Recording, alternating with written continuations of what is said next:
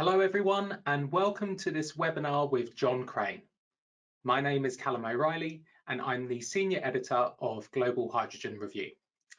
The title of today's presentation is H2 Insights, Navigating the Hydrogen Landscape with John Crane. And our speakers are René Leven and Eric van der Wiel from John Crane. Now, before we get started, a couple of introductions to our speakers.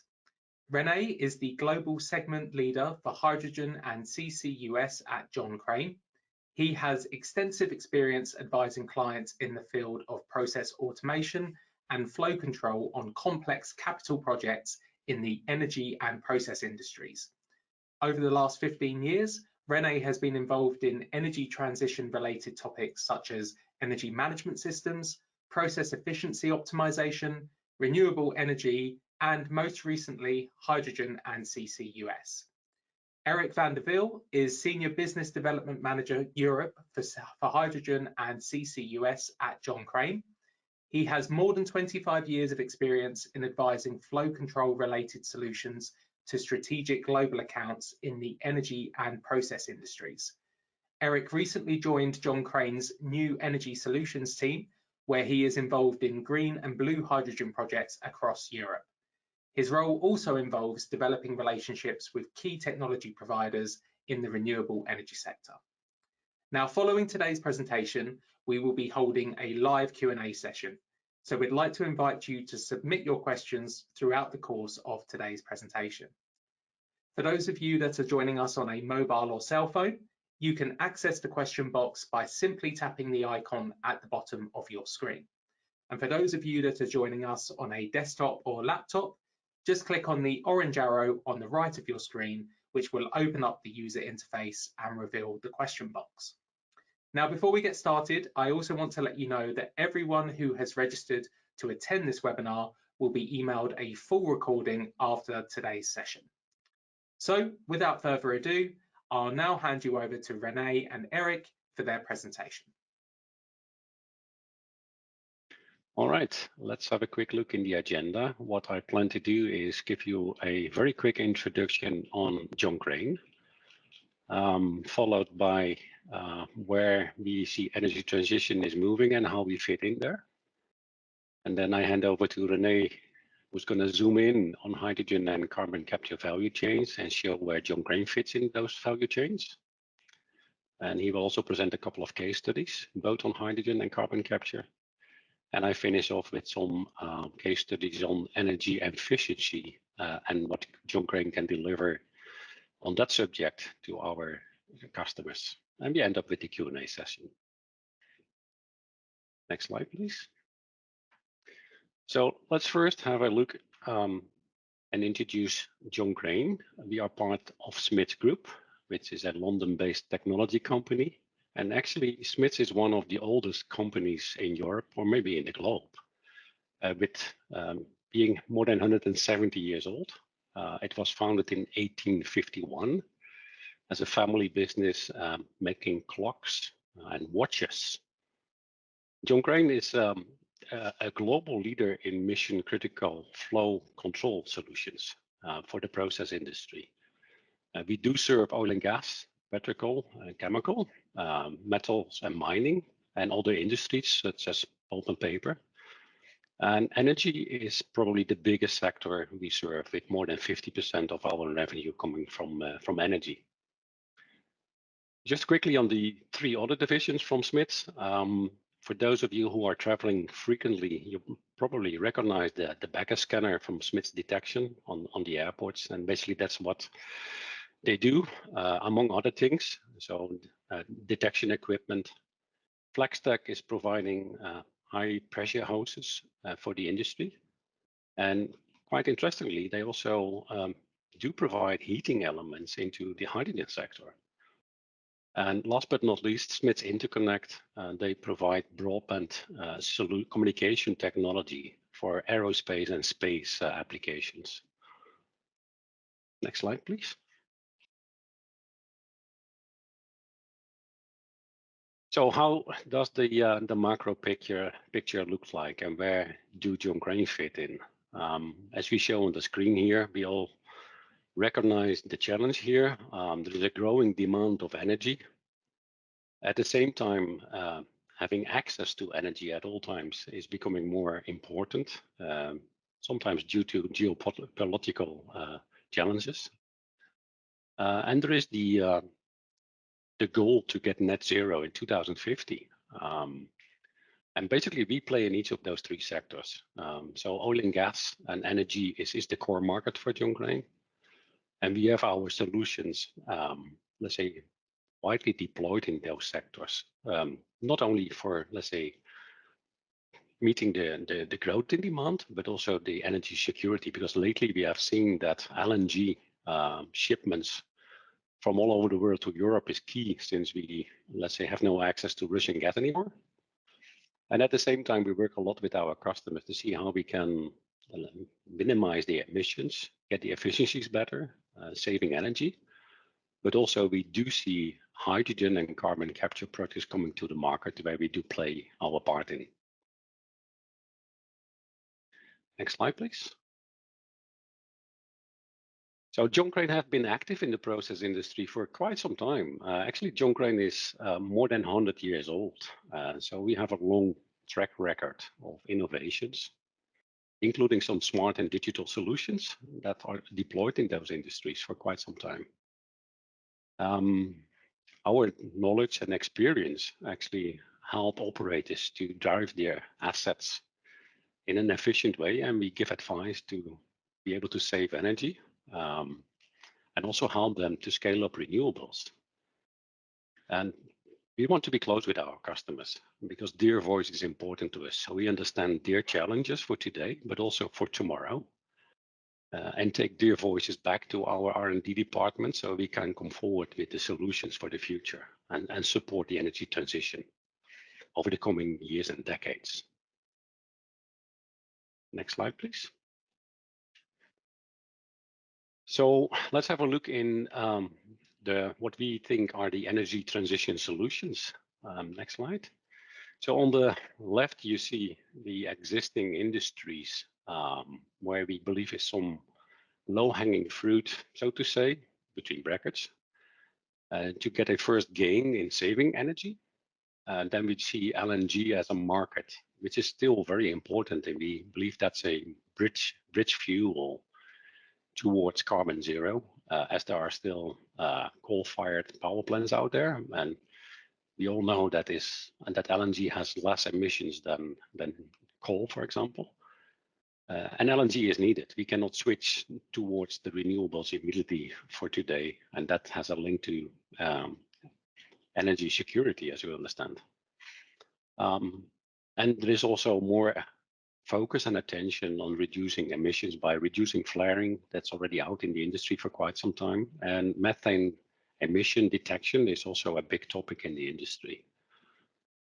And again, we have our products and solutions installed in each of those sectors.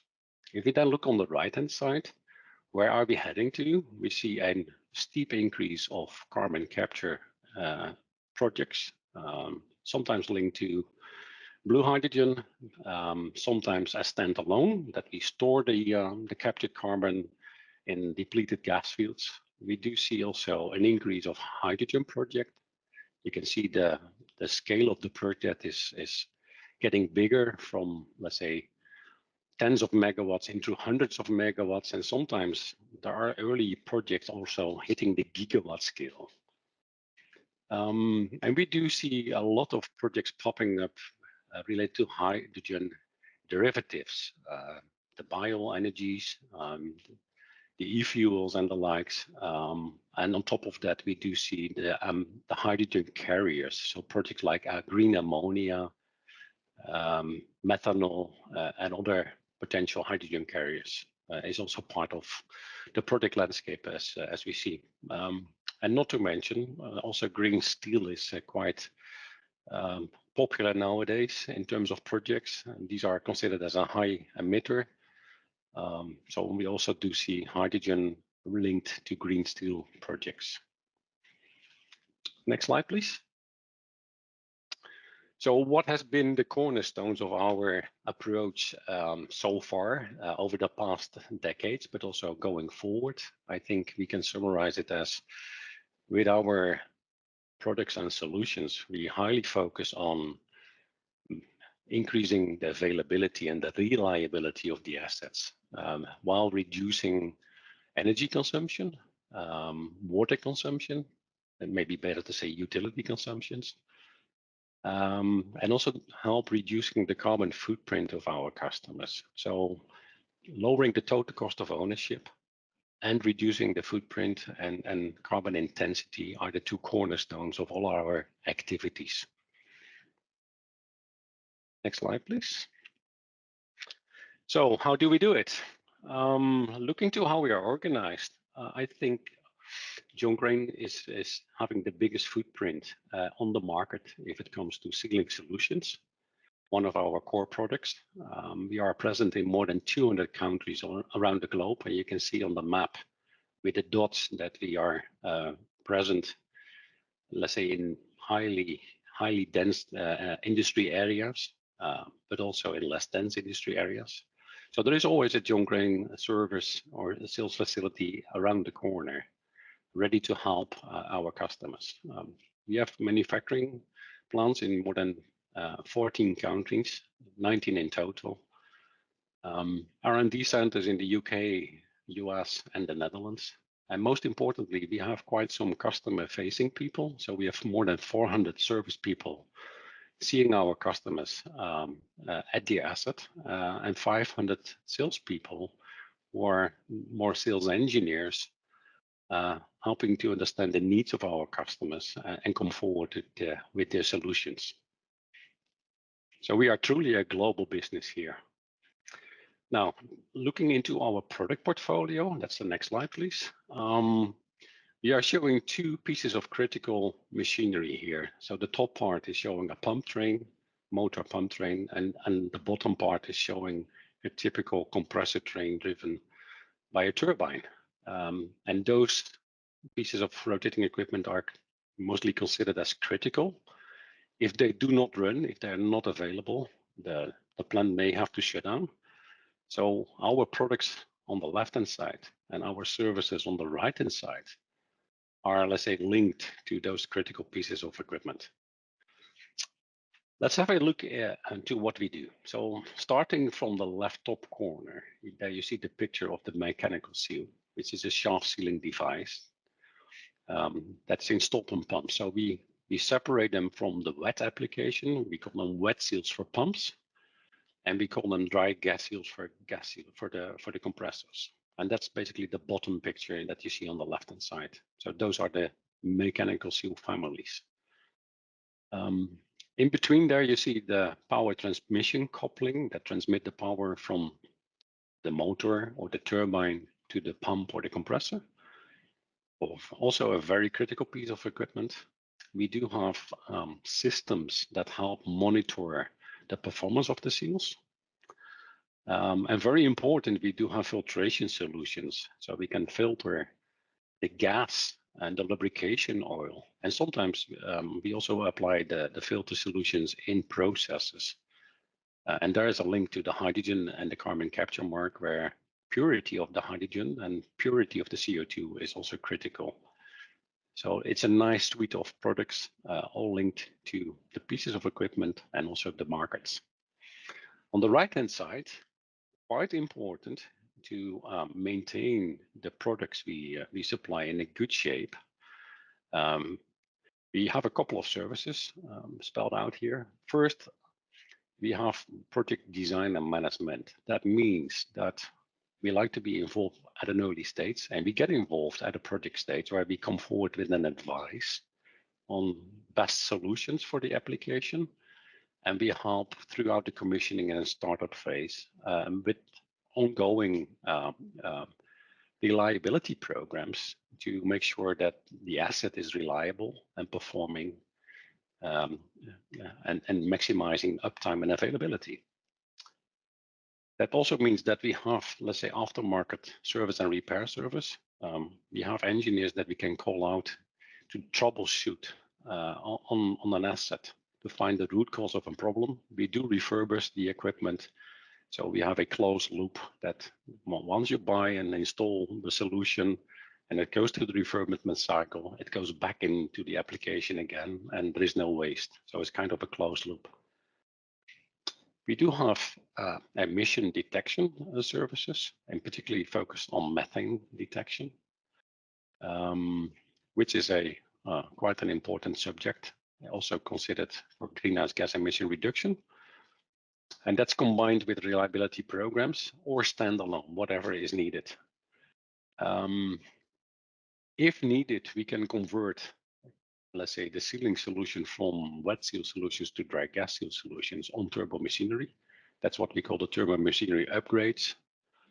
The asset management solution mentioned here is probably one of the most important solutions we can deploy. It is condition monitoring to help understanding the health situation of the asset and to come forward with an advice on when maintenance should be scheduled. So basically condition-based maintenance.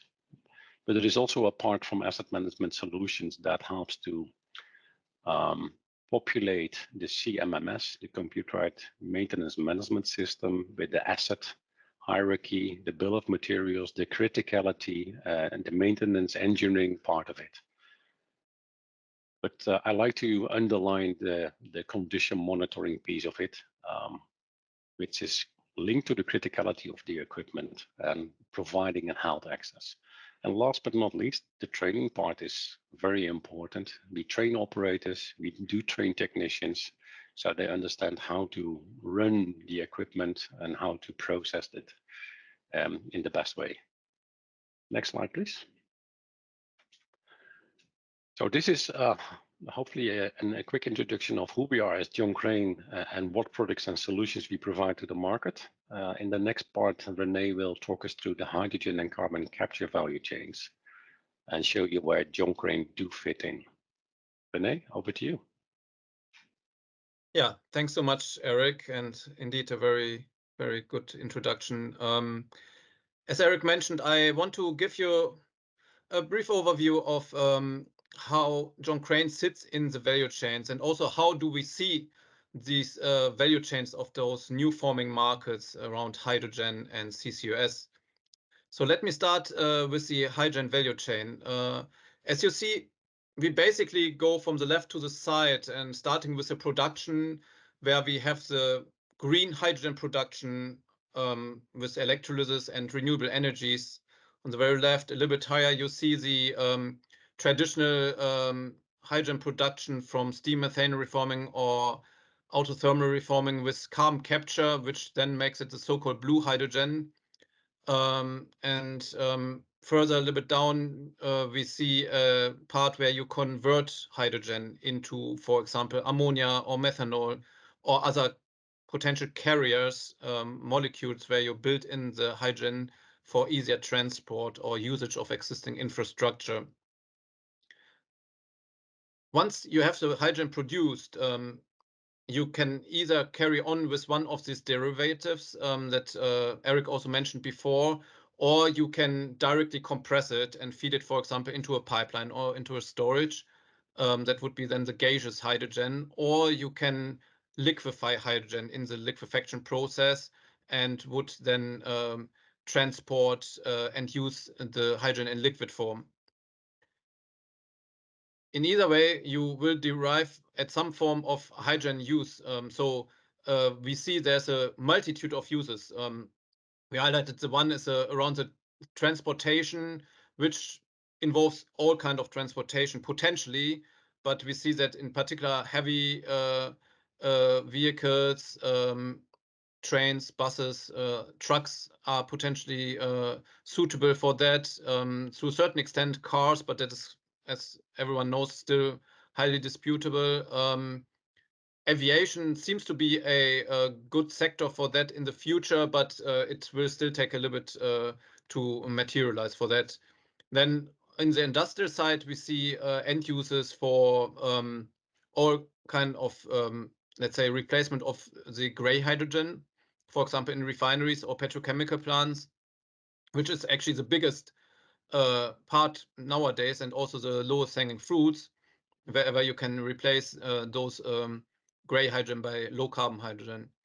Other uses are, for example, green steel, ammonia for fertilizer production, or other uses, and other chemical processes. Okay, next, Ilya. Looking now from John Crane's perspective, you see that we kind of placed a very high level, but just symbolically, those product colors symbolized by on the right side for our seals and support systems, couplings and filtration across the whole value chain. And the nature of our products is that most of those are components that go into critical machinery, as Eric explained, and that's why you find it across the whole value chain. Some of the challenges that we identified are, for example, faster speeds in compressors.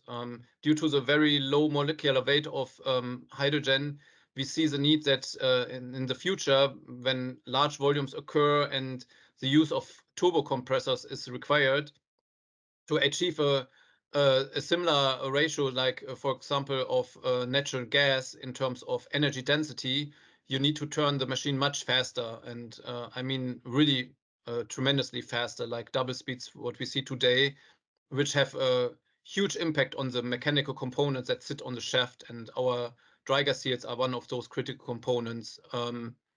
We see there are some issues or challenges with intermittency, in particular in the cases where renewable energy is required to, for example, feed the electrolysis process for green hydrogen production.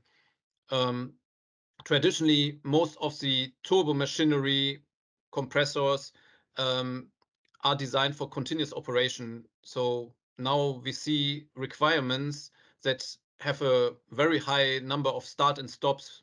For example, a scenario where a plant would be solely supplied by photovoltaic solar power, it would theoretically need to shut down every day, which is pretty impractical. So the feedback from the market is that there will be either hybrid solutions or storage solutions implemented so that you can achieve a somewhat continuous operation of the plant, maybe with varying load profiles.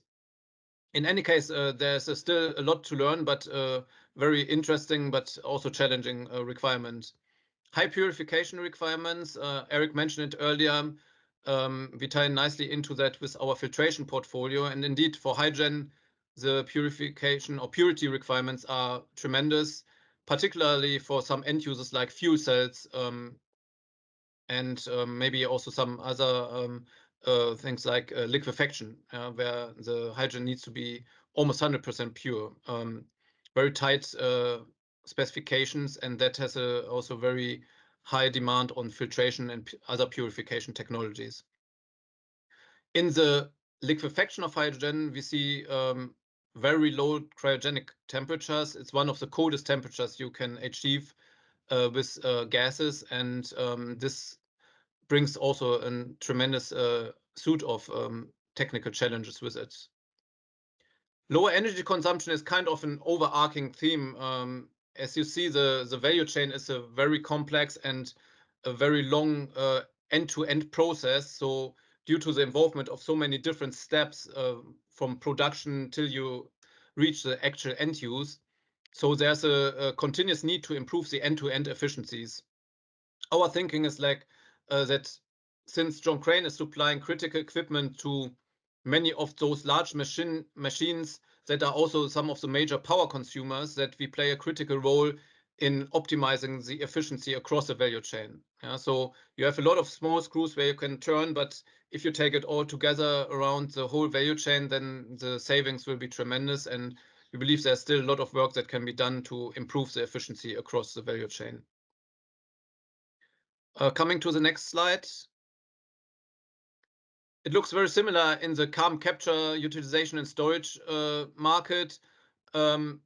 Here we start with the capture process. And I have to say, traditionally, capturing carbon is not new. There has been quite a lot of those applications being done in the oil and gas industry, mostly with the motivation to use it for enhanced oil recovery, sequestration.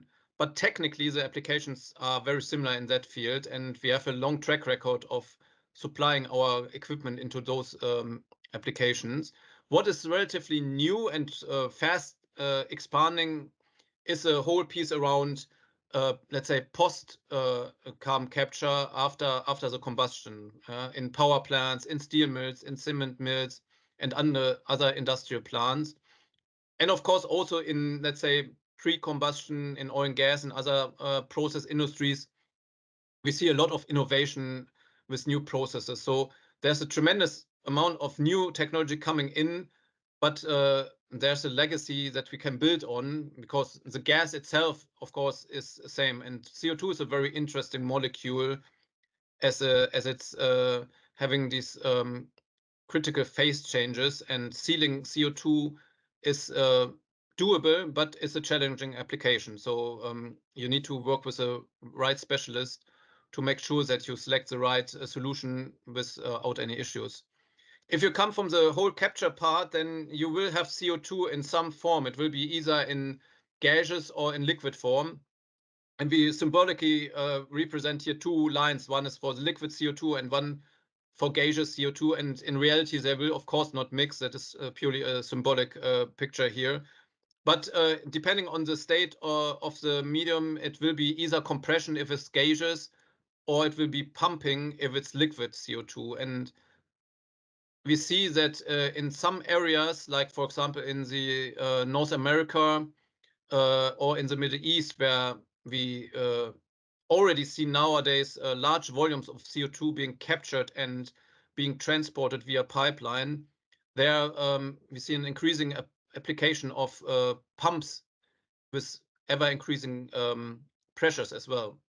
So this is something where often you operate near to the supercritical point of CO2, where you can potentially face the so-called phase changes. And we have some special solutions for those, including hybrid seals that operate in both gas and liquid phase.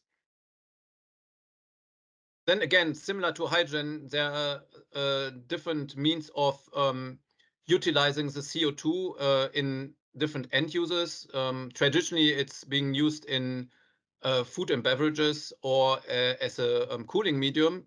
But now we see also new applications, for example, in the synthetic fuel sector, or in using CO2 as a working fluid in power generation, or in also long duration energy storages.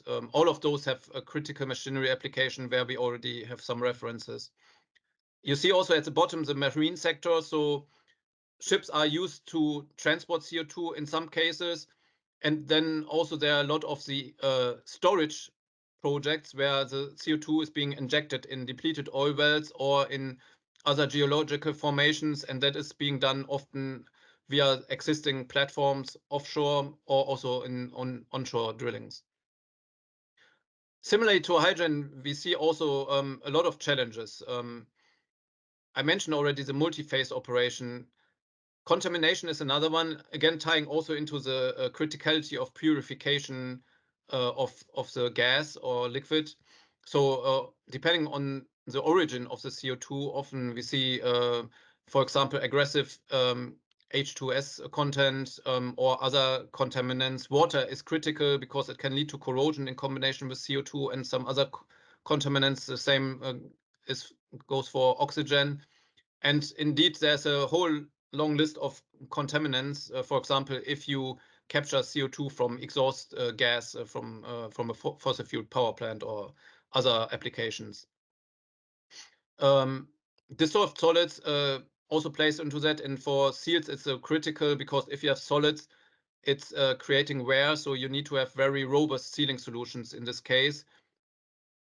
System complexity is another field, which is not so much a technical challenge per se, but we see that some of the installations, for example, a marine export or import terminal for CO2, mostly they are pretty remote and also fairly small. It's just a pump station, and not much of industrial sites around it, we see requirements in those applications that the systems shall be relatively complex. And support systems for pump seals are not very complex, but they still carry a number of instruments and pressure vessels. And we see there's some requirement to reduce complexity, where we come up with some solutions, some special sealing solutions that don't require very complex systems. Similar to hydrogen, of course, the energy consumption efficiency is an overarching topic, and we want to try to reduce energy consumption in the first place, because that will help us getting the emissions down overall. Next phase, please. Picking up on some of the challenges, I mentioned already some of the points, but here around the compression challenges, since compression is one of the main applications that John Crane is working on with the whole suite of our products. You see on the left side all the products that go into different types of compression, from our different seal solutions to the support systems on skids, as well as filtration and couplings. And that can be in different type of compressors. For example, we see for smaller scale applications, liquid ring compressors that actually use mechanical seals and systems.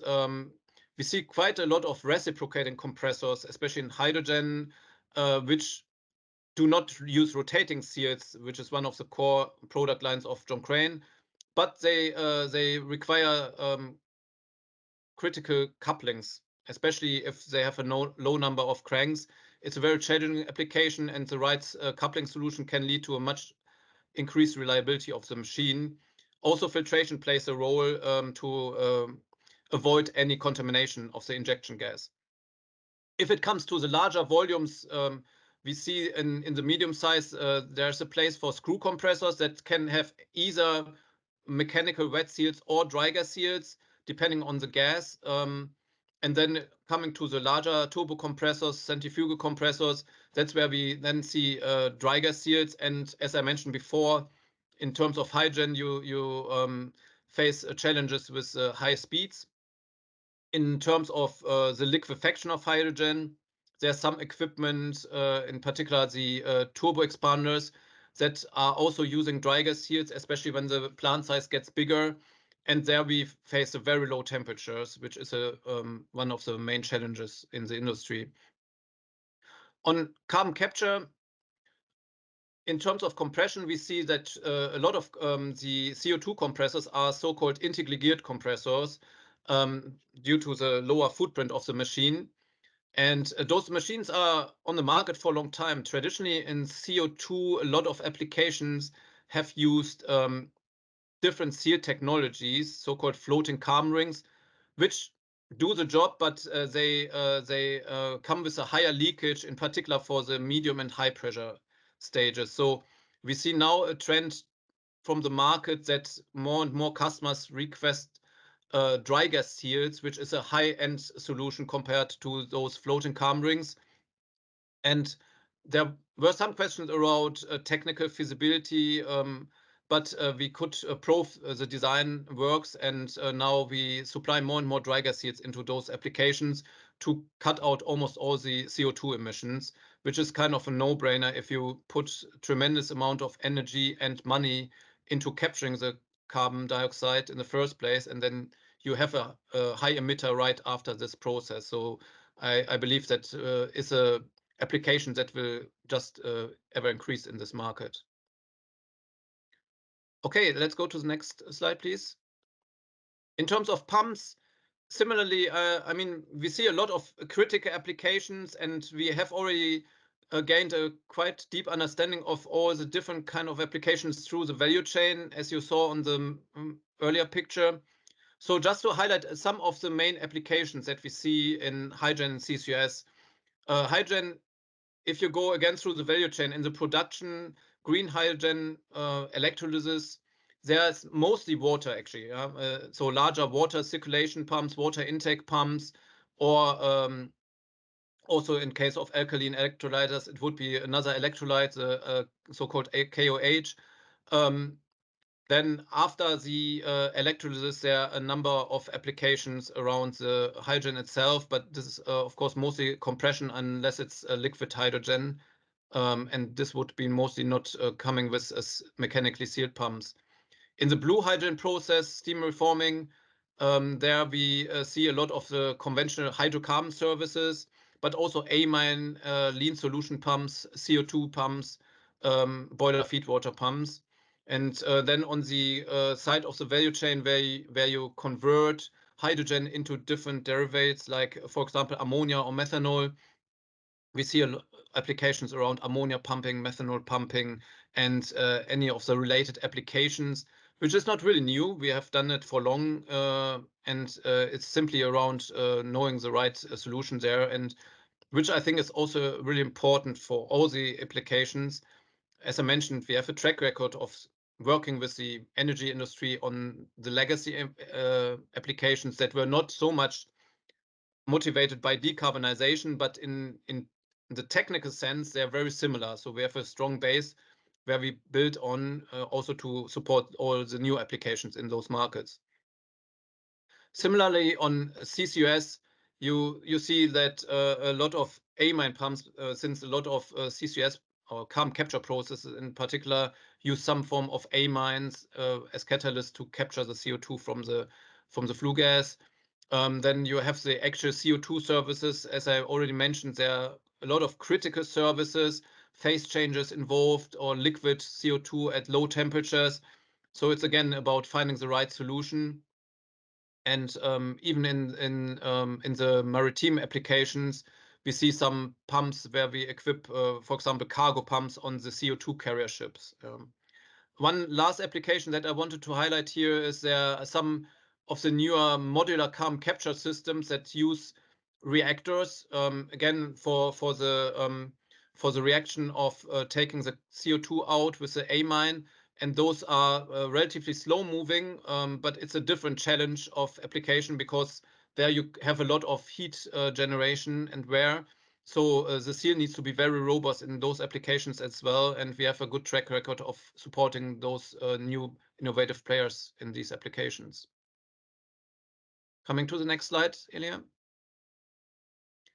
Yeah, I mean, before I hand back to Eric, I just wanted to show you a few quick case studies, just to give you an impression what we have already seen in the market, energy transition related. Some of the recent experience in hydrogen, in particular green hydrogen, we have supplied some of our products on the compressors and pumps actually for the so far largest green hydrogen and ammonia plant worldwide in the Middle East. This is having critical turbo compressors for hydrogen services that are all equipped with John Crane's dry gas seals and couplings. And we also equip a lot of the pumps with our mechanical seals and systems. We have a number of liquid hydrogen applications where we supply our seals and filtration, actually. So we provide both dry gas seals for the compressors and also filtration for both compressors and the turbo expanders, which are very critical, again, to ensure reliable operation. Smaller green hydrogen plants, it's not always the very large applications, but also the small hydrogen plants have some critical applications. And I mentioned it before, just to give you one example where we see, for example, liquid ring compressors. This was a 20 megawatt green hydrogen plant in Germany, where for the both hydrogen and oxygen compression, the customer used liquid ring compressors that are equipped with mechanical seals. Going to the next slide. Coming to the end use, just taking out this one example of green steel. We see green steel basically means, or one of the forms of green steel means you use hydrogen for direct reduction of iron. And you will need, of course, also some equipment, in particular compressors, to feed the hydrogen to the plant. So in those compressors, there have been some installations already in the market, some pilot plants for green steel where we have supplied our gas seals and systems to those hydrogen compressors. And another interesting application is in one of the new direct reduction plants. Our sister company FlexTech are actually providing high temperature heaters for the DRI plant, and I think that's another very nice example also how we support the whole new industry from the group level of Smiths. The last slide of case study is around the CCUS. Giving you a few examples, the first one is around these integrally geared compressors that I mentioned before, and I mentioned that we had to prove the concept that it's actually working. So there was one case of one customer in the United States that actually wanted to change to this high-end solution of dry gas seals, and John Crane's service worked closely with the customer to actually get the job done, and we proved that the whole solution worked as reliable as previously with the floating carbon rings. But since the dry gas seal is a non-contacting technology, it means it has much less friction and wear. It requires much less energy on the shaft.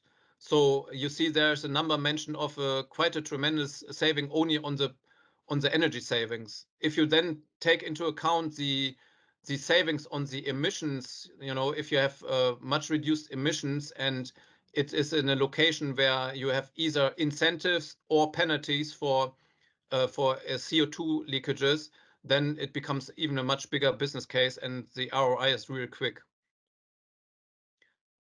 In the middle, you see it's a very traditional oil and gas related CCS application. Nowadays, most of the LNG plants that are still being new built are coming with CCS units, but also many of the legacy business, actually, they had carbon capture because there's quite a lot of carbon dioxide that you can capture in the production. And then at least for the production of the LNG, the carbon footprint is very low. You have all kind of critical applications, including supercritical CO2. So over the past few decades, we could collect a lot of critical experience with optimizing our solutions around compression and pumping of CO2 in some of those legacy applications. And the last one is one of the new applications on the end use side where CO2 is being used as a working fluid. I briefly mentioned it in the value chain overview. This is a supercritical CO2 power plant, so-called LM cycle power plant, where CO2 is being circulated in a closed loop at very high temperatures, and John Crane is equipping the supercritical CO2 compressors with our dry gas seals. Important to notice on all those case studies that I briefly touched on, these are all state-of-the-art products. I mentioned some of the challenges where we also have extensive R&D programs deployed, but it's also important to note that any of those projects, including some of the very large green hydrogen plants, are possible to be carried out with state-of-the-art technology. I think our R&D programs and also, of course, a lot of other companies' R&D programs will lead to more efficient solutions, lower, smaller footprints, but it shouldn't stop the industry and the societies for rolling out the first phase of projects and then going along the way to optimize those plants and reducing the footprints, increasing efficiencies, etc. With that, I want to hand back to Eric for closing it off. Thank you, René. And that's a nice bridge to the last subject. A few examples about how we can help to reduce energy consumption and drive efficiency. Next slide, please. Because we believe that is, well, maybe the first fuel to fuel the rest of the energy transition, right? So things we can save today, we should save today. We're going to focus on a couple applications on pumps and also on gas seals, and show you some case studies, what we can do to drive efficiency, less energy consumption, better availability of the asset. So if you look into the next slide, please. There you see some examples. And on the left-hand side, a John Crane solution called John Crane Diamond is making the seal not only more robust, but we do know that diamond seal phases consume less energy. So first, it makes your seal lasting longer. Second, it consumes less energy, and it is a good solution for tough applications. The middle one is a gas seal technology applied on pumps on a wet solution. And again, there, due to the unique spiral groove pattern of the running phases and the gas lubrication, there is almost no friction on the seal phase elements, meaning less energy consumption. And it's also a very reliable solution with almost no emission. So almost an ideal solution for driving efficiencies. On the right-hand side is quite a unique John Crane solution. We call it upstream pumping seal, where we do pump a little amount of water upstream the pressure into the process. And we can save quite some amount of water that's normally then, let's say, injected as a clean flush.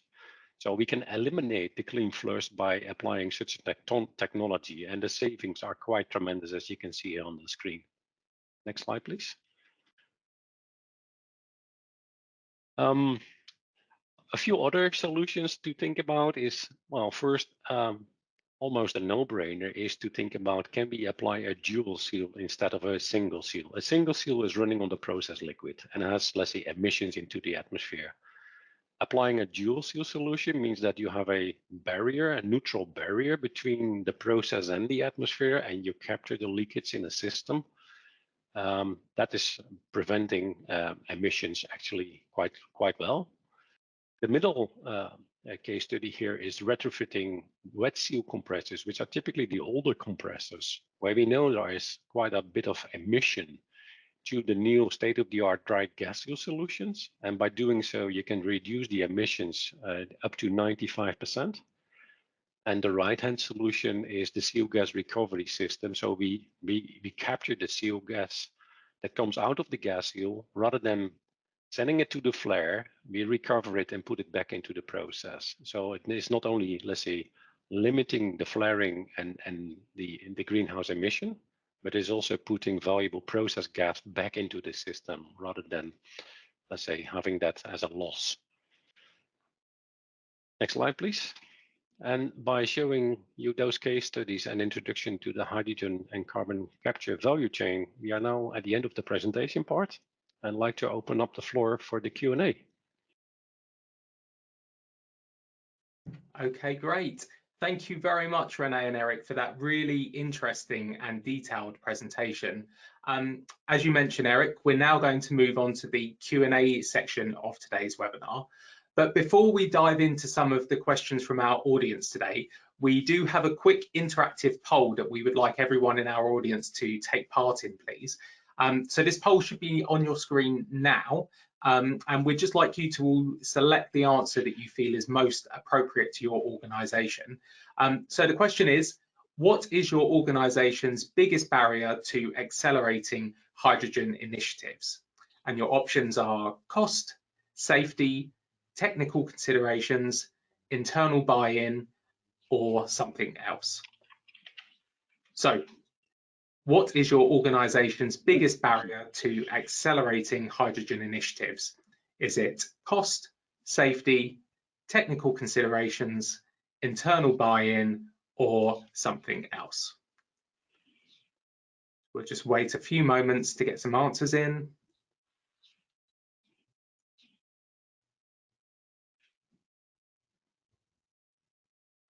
Okay, and the results are in. So it looks as though technical considerations is coming out on top, followed by something else, and then cost and safety being other key factors. So Renee and Eric, what are your thoughts on the results from our poll? Okay, yeah, thanks, Callum. Well, I think it's pretty much in line with what we observed so far in the market. There are still a lot of technical challenges to be solved. I think cost is always cited as one big issue, you know, in the rollout. But I think it's quite normal that during, you know, the creation of a new market, an initial phase of scale up, things are a bit more expensive, and that's why, you know, for the scale up and the initial rollout, we basically in many areas we require subsidies from the governments. But the thinking is like, once, you know, technology gets mature and you implement learnings from phase one, at some point it should be running on its own, of course, right? So I think it's really important to focus on getting it right technically. And you saw in how we see it across the value chain, there's a lot of stuff that's interlinked between the different processes. Each process itself has their own technical challenges, and then there are things that are interlinked. So yeah, I mean, for me, it's pretty much in line with my or our own observations, really. Anything to add, Eric? Yeah, and there's something else part I think that is certainly recognized as well, thinking about regulations, certifications, infrastructure. These are common themes you hear on the market. So yeah, I certainly recognize the outcome of the poll. Good point. Okay, great. Thank you both for your insights there. So we are now going to move on to the Q&A section. Now, if you do have a question for Renee and Eric, now is the time to send it in to us. As a quick reminder, if you are using a mobile or cell phone, you can access the question box by tapping the icon at the bottom of your screen. And for those of you that are using a desktop or laptop, you can click on the orange arrow, which is on the right-hand side of your screen, and this will open up the question box and you can go ahead and type your question into the box. Okay, so our first question today is asking, what uncertainties is John Crane seeing in the hydrogen value chain and how will it impact us? Yeah, let me take that question. I would say there are many, but let's stick to some high-level observations and on some more specific to our area. I think as a high-level one, I would again mention lack of regulation and certification. I was in Spain on a hydrogen conference, and an energy provider there was clearly saying, hey, when we built an electrolyzer facility, we got regulation both from the API industry and from the power industry, and we had to take bits and pieces from both of the regulations and probably adding a lot of cost on the facility, right? So clearly a need for clear regulation. And there were some speakers there in the Spanish conference that were from port authorities, also from overseas, over ocean. And they were saying, hey, if you ship green hydrogen from Europe, for example, into Americas or vice versa, what do we call green? So we need certification to explain what is green, to label it as truly green, right? Coming a bit closer to home, I would say the big question for us is where's the market going in terms of production location? Are we going to, let's say, centralize generation, hydrogen generation, or decentralized? Which come with challenges, of course, particularly when you say, hey, we're going to do it centralized, then you need infrastructure. And then also questions come to mind, like, how are you going to ship it? Do you going to pipe it? Do you ship it? Or how are you going to transport it? That's the better way to say it. And which are the carriers that you're going to use if you want to ship it? Is it in the form of an ammonia, liquid hydrogen, methanol? So there are so many questions out there.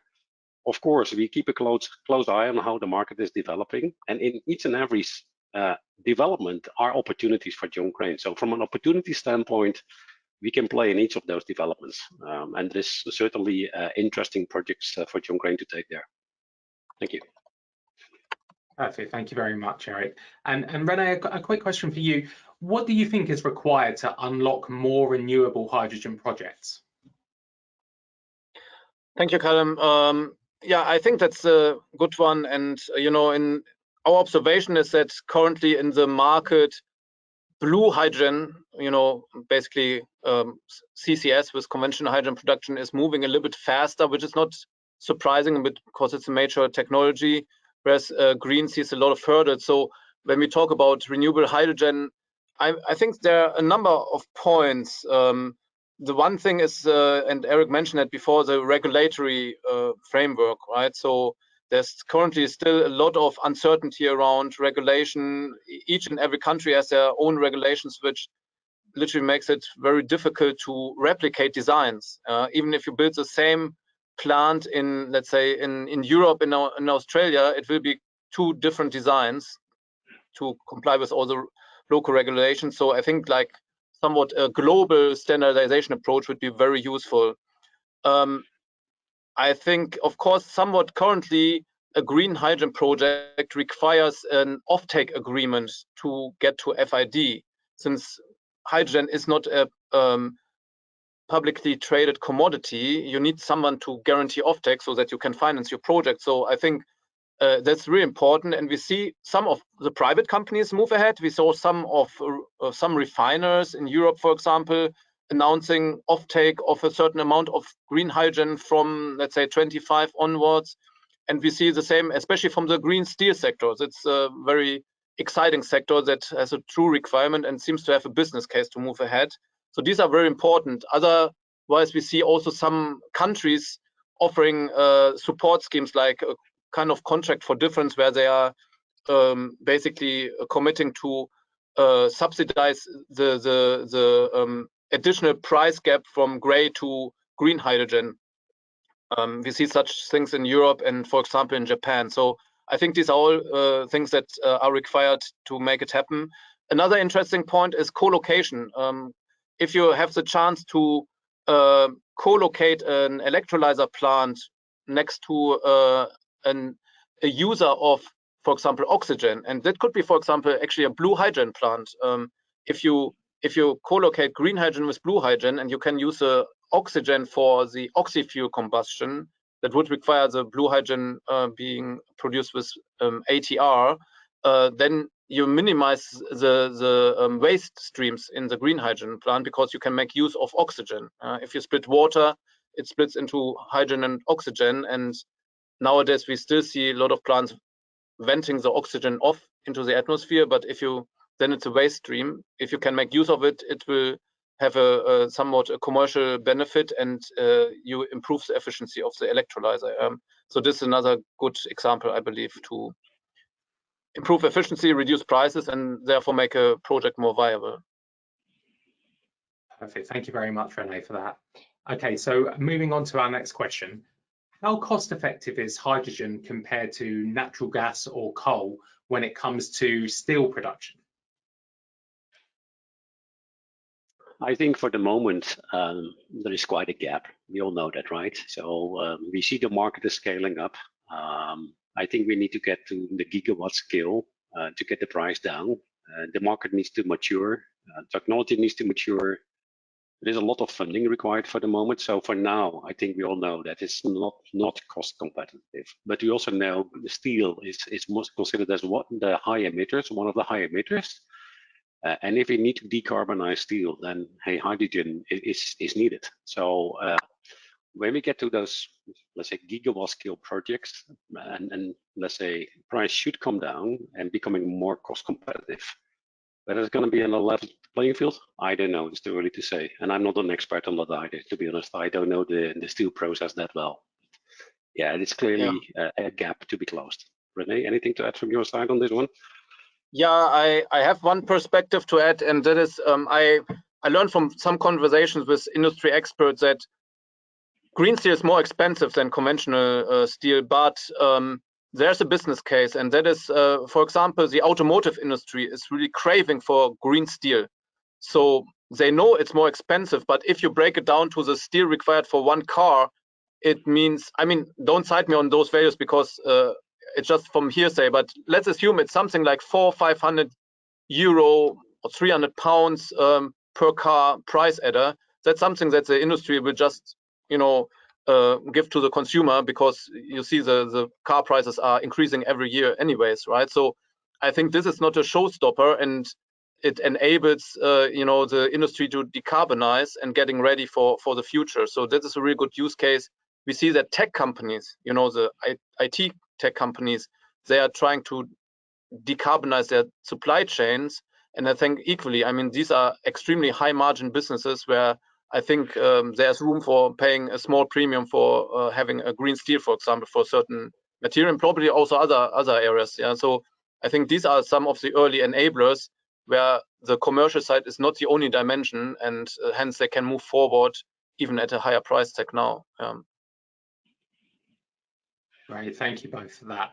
So we've had a few questions come in asking specifically about reciprocating compressors. So the first one is, do you consider reciprocating compressors for hydrogen? Yeah, I mean, let me take that one as well. Yes, absolutely. I mean, reciprocating compressors are appearing throughout the value chain, and we see them now, especially in a lot of those small and medium scale hydrogen plants. It's mostly reciprocating compressors. I think a reciprocating compressor is especially required to increase the pressure to very high levels. For example, for the mobility, you need, if it's compressed hydrogen, they compress to up to 800 bar or something like this. So this is something that reciprocating compressor is required for. Where it becomes difficult is when the volumes get higher, because then you will need a lot of reciprocating compressors, next to each other, and this will be a case of a turbo compressor that can handle much higher volumes and flows, but not to those high pressures. So we see also hybrid cases where you, from the low to medium pressure stages, you see turbo compressors, and then if it's required to go to very high pressures, then they combine it with a reciprocating compressor, because then the volume is much smaller already. So this is where we see those applications. Perfect. Thank you for that, Rene. And a couple of questions I'm going to combine together here. So what is the typical leak from a reciprocating compressor, and how do you minimize seal leaks? Should I answer to that, Eric? Yeah, feel free. I might jump in if needed. Yeah, I mean, first of all, I don't have an exact answer, because John Crane's sealing technology sits in the rotating seals, which are not reciprocating. Reciprocating compressors are piston type compressors, where a device like piston rings are used, which are either manufactured by the compressor OEMs themselves or by some other manufacturers. But what we see is there's a trend from lubricated to non-lubricated compressors in the market.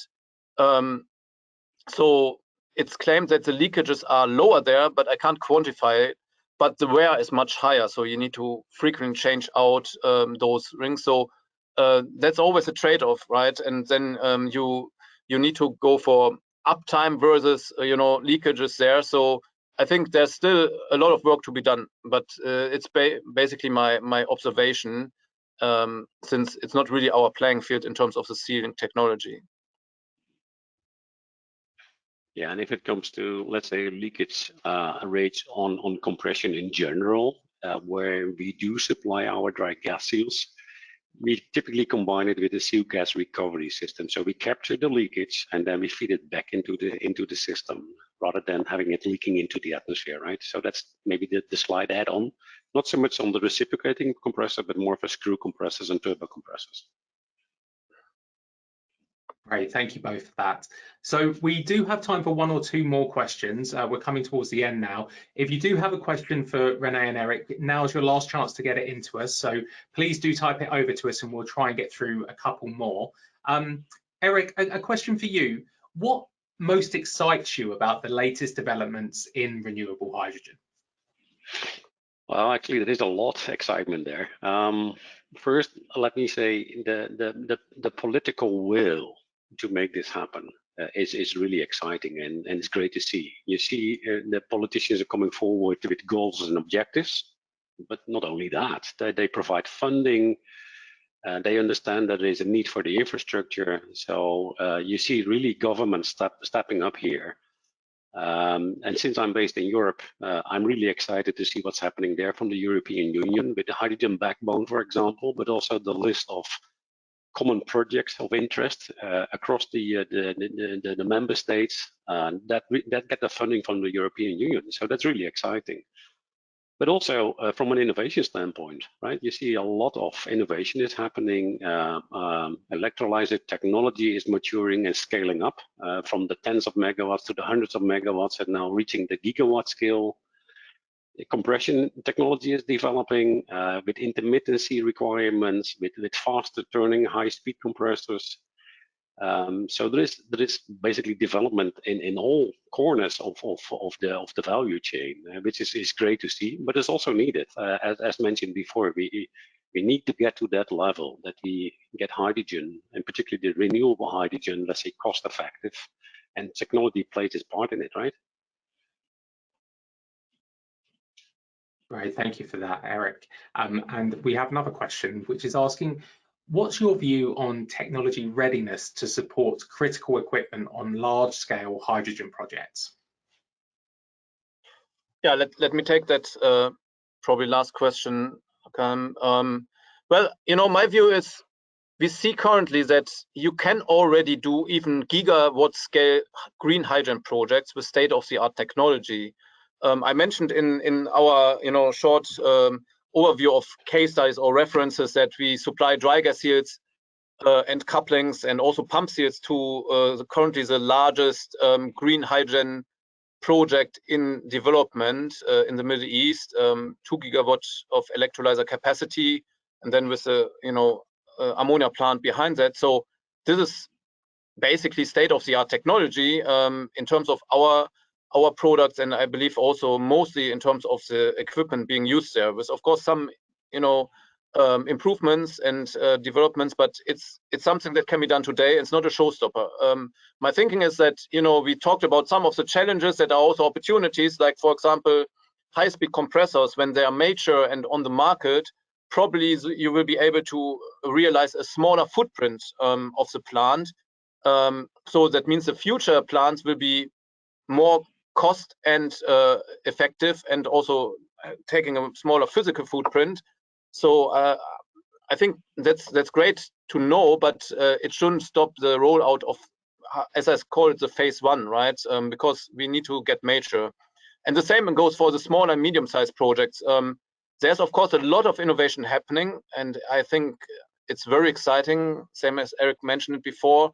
But still, you can start building them with the current technology in terms of electrolyzers, in terms of compressors, heat exchangers, piping, and all the materials that you require, because we also need to see a lot of learnings, right? So only when you build those industrial scale plants, you can really go into the operation, and then there will be still a lot of learnings, not only from the equipment side, but also from the operational procedures that will then flow back into, let's say, developing the next generation of better hydrogen plants, right? So I think that's a natural cycle, and that's why I think it's not really holding it back. I think it will only get better.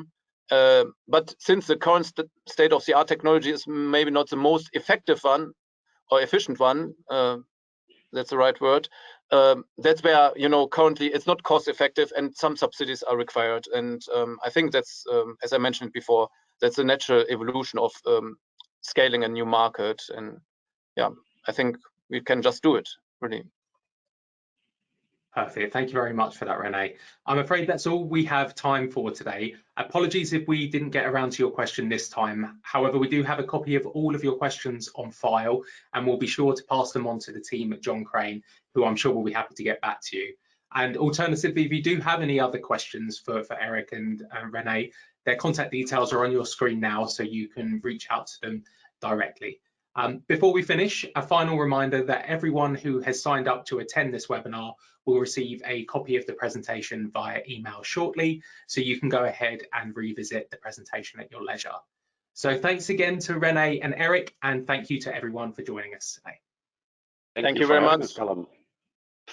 Great pleasure. Thanks.